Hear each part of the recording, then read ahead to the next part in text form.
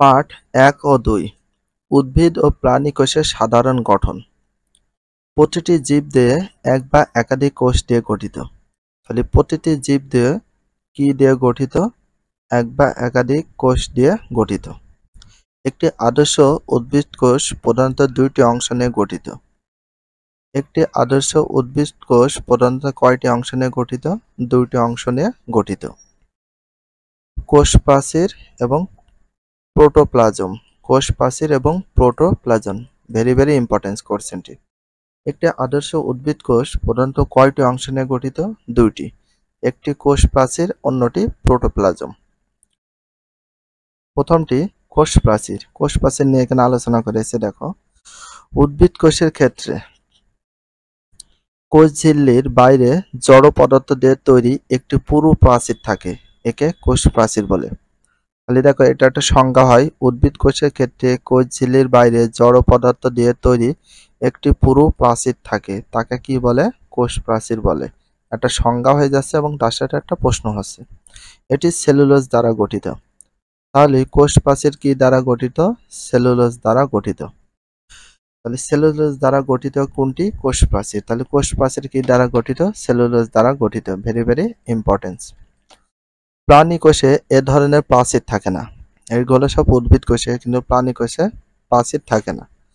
প্রাণী কোষে আবরণটি প্লাজমা পর্দা দ্বারা গঠিত। প্রাণী কোষের আবরণটি কি দ্বারা গঠিত? প্লাজমা পর্দা দ্বারা গঠিত। প্লাজমা পর্দা দ্বারা গঠিত। কোষের সজীব অংশকে রক্ষা করা এবং কোষের সীমারেখা নির্দেশ করা কোষ প্রাচীরের প্রধান কাজ। কোষের সজীব অংশকে রক্ষা করা আর কোষের সীমারেখা নির্দেশ করা কোষ প্রাচীরের প্রধান কাজ। তাহলে কোষ প্রাচীরের প্রধান কাজ কি? কোষের সজীব অংশকে রক্ষা করা এবং কোষের সীমারেখা নির্দেশ করা। এই দুইটি কাজ হচ্ছে কার প্রধান কাজ? কোষ প্রাচীরের প্রধান কাজ। Very importance. ২ number protoplasm. Protoplasm. একটি প্রোটোপ্লাজম প্রধানত কোষ ঝিল্লি, সাইটোপ্লাজম, নিউক্লিয়াস সমন্বয়ে গঠিত। একটি প্রোটোপ্লাজম প্রধানত কোষ ঝিল্লি, সাইটোপ্লাজম, নিউক্লিয়াস সমন্বয়ে গঠিত। তাহলে একটি প্রোটোপ্লাজম প্রধানত কি দ্বারা গঠিত? কোষ ঝিল্লি, সাইটোপ্লাজম, নিউক্লিয়াসের সমন্বয়ে গঠিত। প্রোটোপ্লাজম কোষের অর্ধ তরল, জেলির মতো আঠালো, দানাদার বর্ণহীন সজীব অংশ। মানে প্রোটোপ্লাজম কেমন? কোষের অর্ধ তরল, মানে কোষের অর্ধ তরল, তরল মতো, পানির মতো, জেলির মতো আঠালো থাকে, দানাদার বর্ণহীন সজীব অংশ। দানাদার, দানা বর্ণহীন, যার কোনো রং নেই, কিন্তু সজীব অংশ। প্রোটোপ্লাজমের নানাবিধ বিক্রিয়ার ফলে জীবনের বৈশিষ্ট্যগুলো পরিলক্ষিত হয়। এটি বিভিন্ন জৈব, অজৈব যৌগ সমন্বয়ে গঠিত। প্রোটোপ্লাজমে পানির পরিমাণ সাধারণত শতকরা ৬৭ থেকে ৯০ ভাগ। প্রোটোপ্লাজমে পানির পরিমাণ সাধারণত কত থেকে কত ভাগ? ৬৭ থেকে ৯০ ভাগে পানি থাকে প্রোটোপ্লাজমে। Very importance, best of importance.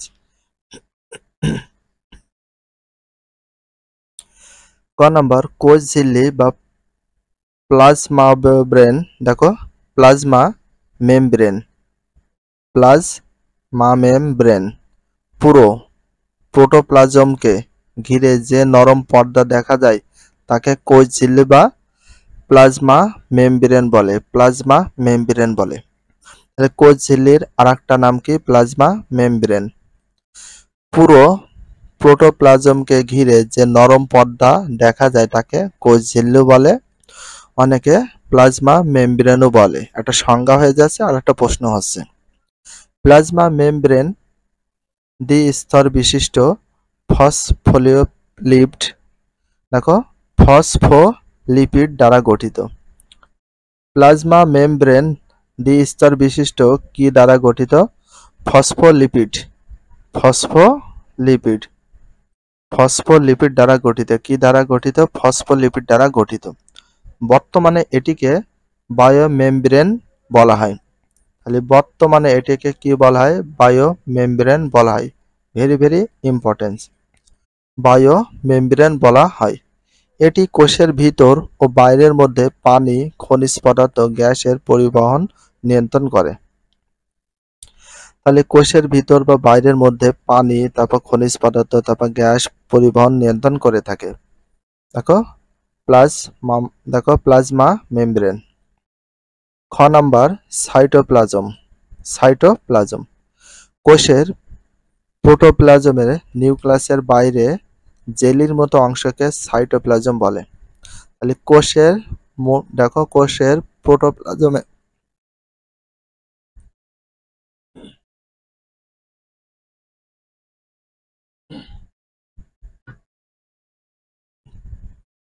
কোষের প্রোটোপ্লাজমে নিউক্লিয়াসের বাইরে জেলির মতো অংশকে কি বলে? সাইটোপ্লাজম বলে। কি বলে? সাইটোপ্লাজম বলে। এটা একটা সংজ্ঞা হয় এবং তার সাথে প্রশ্ন হয়। দেখো কোষের প্রোটোপ্লাজমের নিউক্লিয়াসের বাইরে জেলির মতো অংশকে কি বলে? সাইটোপ্লাজম বলে। সাইটোপ্লাজমের অভ্যন্তরে অবস্থিত কোষের বিভিন্ন জৈবনিক ক্রিয়াকলাপের সাথে সংশ্লিষ্ট সজীব বস্তু সমূহকে একত্রে সাইটোপ্লাজমীয় অঙ্গাণু বলা হয়। দেখো সাইটোপ্লাজমের অভ্যন্তরে মানে ভিতরে অবস্থিত কোষের বিভিন্ন জৈবনিক ক্রিয়াকলাপের সাথে সংশ্লিষ্ট সজীব বস্তু সমূহকে একত্রে কি বলা হয়? সাইটোপ্লাজমীয় অঙ্গাণু বলা হয়। সাইটোপ্লাজমীয় অঙ্গাণু বলা হয়। এটা ভেরি ভেরি ইম্পর্টেন্ট, দেখে রাখতে পারো। একটি আদর্শ কোষে সাধারণত নিম্নলিখিত অঙ্গাণুগুলো দেখা যায়। 1 নাম্বার প্লাস্টিড। দেখো plastid. 2 number mitochondria. 3 number Golgi body. 4 number endoplasmic জালিকা। 5 number ribosome. 6 number lysosome. 7 number centriole. 8 number কোষ গহ্বর। তাহলে একটি আদর্শ কোষে সাধারণত নিম্নলিখিত অঙ্গাণুগুলো দেখা যায়। আর একবার দেখো প্লাস্টিড, মাইটোকন্ড্রিয়া, দেখো গলজি বডি, এন্ডোপ্লাজমিক জালিকা, রাইবোজোম, লাইসোজোম, সেন্ট্রিওল, কোষ গহ্বর। এগুলো খুব ভালো করে পড়ে নেবে, এগুলো ভেরি ভেরি ইম্পর্টেন্ট।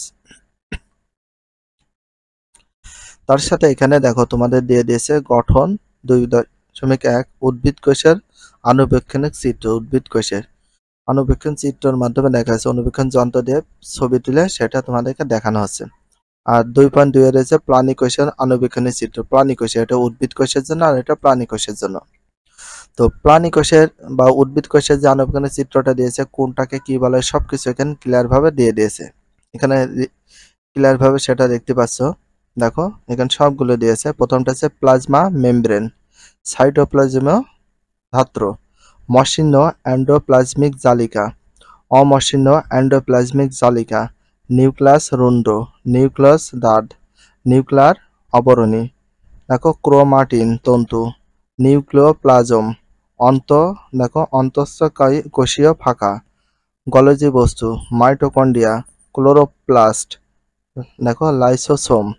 আর এগুলো বাইরে আছে কোষ প্রাচীর, আর এগুলো কোষ গহ্বর। বাট এখন বর্তমানে যে পিডিএফ ফাইলগুলো পেয়েছি আমরা 2025 সালের বইয়ে, সে পিডিএফ ফাইলগুলো খুব একটা ভালো না। কয়েকটা বই ভালো, বাট বাকি যে পিডিএফ ফাইলগুলো এরকম ঘোলাটে। তো এই কারণে আমাদের পিডিএফ ফাইলগুলো এই কোয়ালিটি হয়ে থাকছে। এই জন্য ভিডিও মনে হচ্ছে ভিডিও কোয়ালিটি ভালো না। অরিজিনাল কিন্তু পিডিএফ ফাইলটা যদি কোয়ালিটি ভালো থাকতো তাহলে আমরা ভিডিও কোয়ালিটিগুলো ভালো করে দিতে পারতাম। মাইক্রোভিলাস, এন্ডোপ্লাজমিক রেটিকুলাম মসৃণ, মাইটোকন্ড্রিয়া, গলজি বস্তু, সেন্ট্রোসোম, দেখো নিউক্লিওপর্দা, নিউক্লিওলাস, দেখো ক্লোমার্টিন, দেখো নিউক্লিওপ্লাজম, এন্ডোপ্লাজমিক, তারপর রেটিকুলাম অমসৃণ, লাইসোসোম, লাইসোসোম গহ্বর, প্রাণী কোষ এবং উদ্ভিদ কোষের আণুবীক্ষণের যন্ত্র সাহায্যে পিকচার তুলে তোমাদেরকে দেখিয়ে দিয়েছে। ভিডিওটি এখানে শেষ করছি। যদি ভিডিওটি ভালো লাগে চ্যানেলে সাবস্ক্রাইব করলে ফলো করে দিও, তার সাথে একটা লাইক এবং একটা কমেন্ট করে দাও। নেক্সট ভিডিও পাওয়ার জন্য অবশ্যই বেল আইকনটা অল করে রাখো, যাতে নিউ ভিডিও আপলোডের সাথে সাথে সর্বপ্রথম তোমাদের কাছে নোটিফিকেশনটা পৌঁছে যায়। If you love this video please subscribe my channel, like, comment, share, hit the bell icon for getting next video. So everyone take care, love you, আল্লাহ হাফেজ, বাই বাই।